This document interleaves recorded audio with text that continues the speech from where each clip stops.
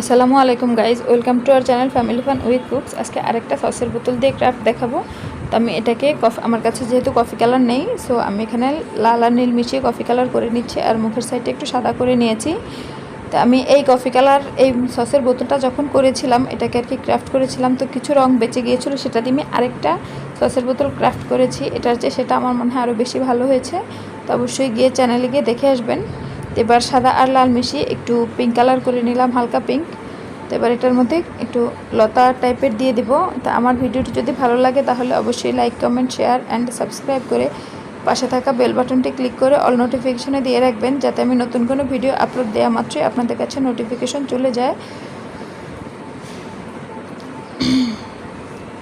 আর কে কোথা থেকে দেখছেন সেটাও কমেন্ট করে জানাবেন। আমার চ্যানেলটি যেহেতু রান্নার চ্যানেল, সো আমার রান্নার ভিডিওগুলো চ্যানেলে গিয়ে দেখে আসতে পারেন। আশা করি আপনাদের উপকারে আসবে। আর আমি রান্নাগুলো করি একদম সহজ উপায়ে, নতুন গৃহিণী বা প্রবাসী ভাই বোন, ব্যাচেলার ভাই বোন, তাদের উদ্দেশ্যে, যাতে তারা আমার রান্নাগুলো দেখে খুব সহজে একদম ঘরোয়া উপায়ে রান্নাগুলো কমপ্লিট করতে পারে। তো এবার আমি এর মাঝে হলুদ কিছু ফুল দিয়ে দিচ্ছি। দেখুন, ফুলগুলোকে আমি একদম সংক্ষেপে করে নিচ্ছি। আপনারা আপনাদের পছন্দ অনুযায়ী করবেন। ক্রাফটের বিষয়টা কি, আসলে এটা ভেতর থেকে আসে, এটা এভাবে দেখে করা যায় না। আর আমি আর্টে অতটা পাকাপোক্ত নই, আমি বলবো যে আমি খুব ভালো আর্ট করি তা না, আমি মোটামুটি করি, জাস্ট শখের বসে। তো আপনারা চাইলে আমারটা দেখেও করতে পারেন, বা আপনারা আপনাদের ইচ্ছে অনুযায়ী করতে পারেন। এখানে সবুজ ফোঁটাটা দিয়ে পরে মাঝখানটা সবুজ দিয়ে পরে খেয়াল হলো আসলে সবুজ না দিয়ে মনে হয় লাল দিলে আরও ভালো হতো, বাট মিস্টেক, ভুল থেকেই শিক্ষা।